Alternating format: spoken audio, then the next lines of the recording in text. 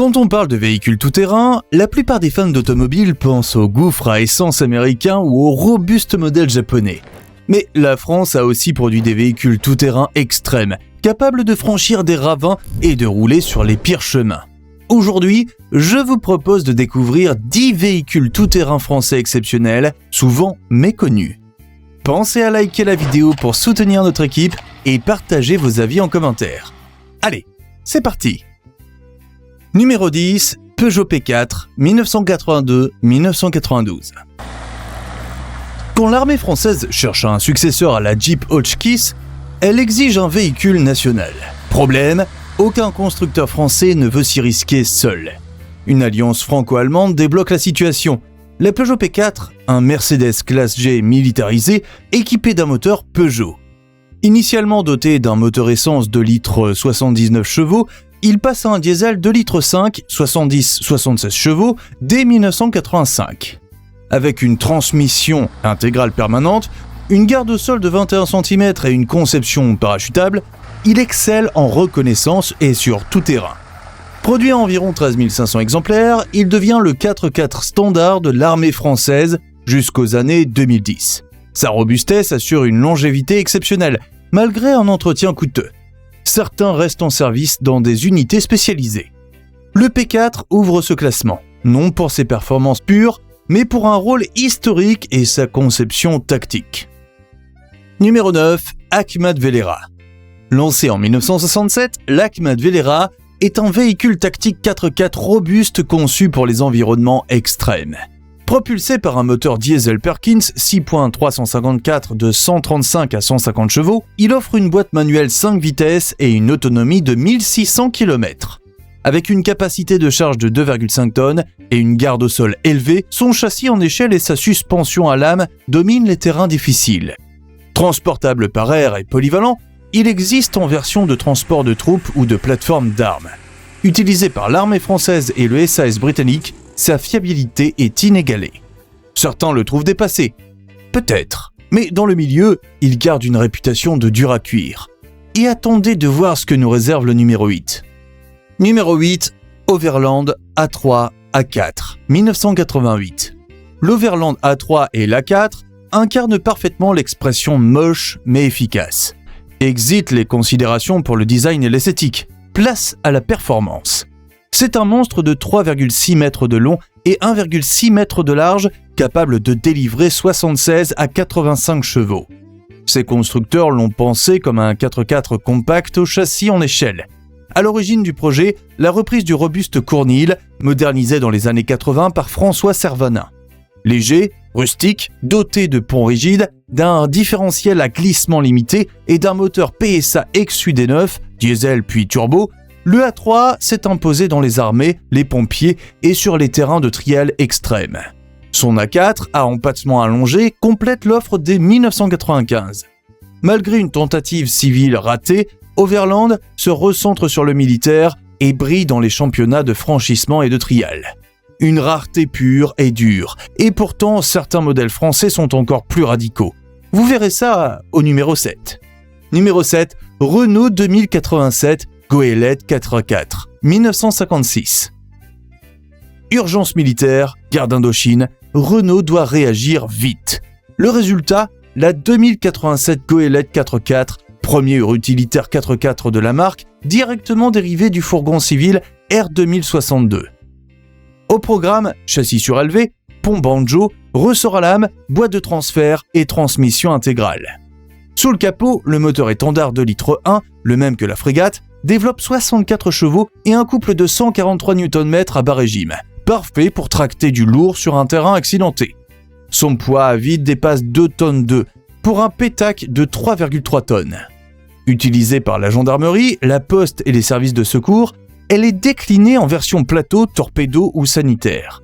Sa rusticité et son rôle dans la reconstruction d'après-guerre en font un modèle emblématique. Numéro 6, Berliet T100, 1957. Conçu pour dompter le Sahara, le Berliet T100 est un géant de 100 tonnes, long de 15 mètres et haut de 5 mètres. Il voit le jour en 1957 à la demande de Shell pour transporter du matériel de forage dans les dunes d'Algérie. Son moteur Cummins V12 diesel suralimenté de 700 chevaux entraîne une transmission semi-automatique Clark 6x6. 3 des 4 exemplaires ont été testés dans le désert, les autres en carrière ou aux États-Unis. Le T100 inaugure des solutions inédites. Roues Michelin de plus d'1 mètre de diamètre, frein aviation, suspension à lame et barre de torsion stabilisatrice. Trop cher, il sera abandonné après l'indépendance algérienne. Cependant, il reste un symbole de l'audace industrielle française, un peu comme notre numéro 5. Numéro 5, Citroën Méhari 4x4 1979. Elle a l'air inoffensive, presque fragile, mais ne vous fiez pas aux apparences. La Méhari 4x4, lancée en 1979, est un ovni dans le monde du tout-terrain. Toujours aussi légère grâce à sa carrosserie en ABS, elle embarque pourtant une vraie panoplie de franchisseuses. Transmission intégrale, réducteur, 4 roues indépendantes, frein à disque à l'arrière. Capable de gravir des pentes jusqu'à 60%, elle séduit rapidement l'armée française qui en commande plus d'1 millier d'exemplaires. Ses pneus tout-terrain, sa garde au sol généreuse et surtout son poids-plume en font une franchisseuse redoutable, notamment sur terrain meuble. Aujourd'hui, les 1213 unités produites sont devenues de véritables raretés, les pièces de transmission étant presque introuvables. Mais le prochain véhicule est d'un tout autre calibre. Passons au numéro 4. Numéro 4, Hotchkiss M201, 1955. De loin, on aurait dit une Jeep Willys, mais c'est bel et bien une production française.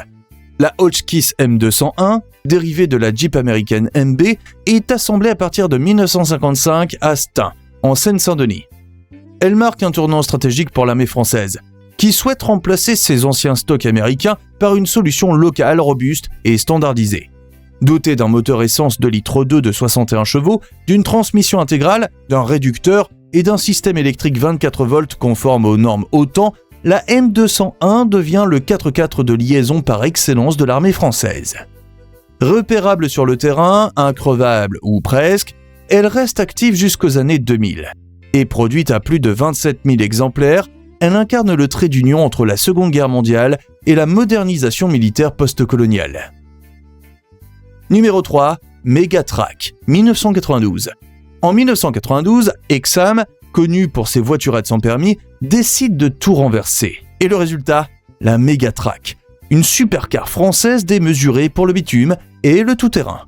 Sous sa carrosserie de 5 mètres de long, un V12 Mercedes de 6 litres, 395 chevaux et 570 Nm de couple. Transmission intégrale, boîte automatique, suspension hydro-pneumatique réglable. Elle peut hausser sa garde-sol à 34 cm pour sortir des sentiers battus. Le tout avec 110 litres de carburant embarqué et des pneus Michelin sur mesure en 20 pouces. Chaque exemplaire était fabriqué à la main. Prix 1,7 million de francs hors taxe. Et vous vous en doutez bien, un échec commercial et 5 ou 6 unités vendues dans le monde. Aujourd'hui, elle frôle le statut de légende. Numéro 2, Saviem TP3 4x4 1969. Le Saviem TP3, c'est le mulet de l'armée française dans les années 70. Successeur de la Renault Goélette 4x4, il reprend la base du Super Galion, en version baroudeuse. Transmission intégrale, moteur essence ou diesel de 2,6 litres à 3,3 litres, plus de 190 Nm de couple dès 2000 tours minute, caisse renforcée, tout est fait pour l'efficacité sur terrain cassant. Ambulance, fourgon, torpedo bâché, le TP3 sait tout faire.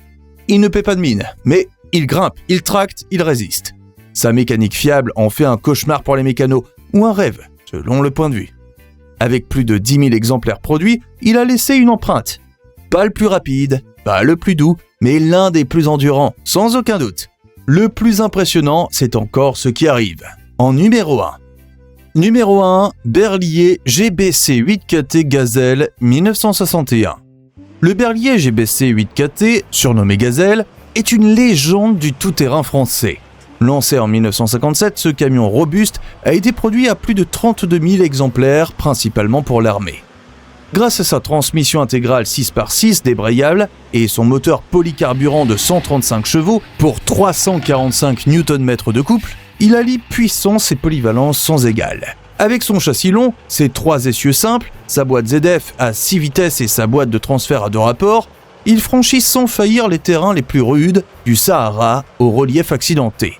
Le Gazelle a marqué l'histoire lors de missions comme la célèbre mission Berliet-Ténéré, prouvant une endurance à toute épreuve. Sa capacité de charge moyenne, ses multiples versions et sa fiabilité en font un incontournable. A noter qu'il se distingue clairement du Citroën Belphégor, plus orienté utilitaire lourd et chantier. S'il fallait couronner un véhicule conçu uniquement pour l'extrême, la Gazelle mérite sans conteste la première place. Voilà qui conclut notre top 10 des véhicules tout-terrain français les plus extrêmes. Lequel vous a le plus bluffé? Dites-le nous dans les commentaires.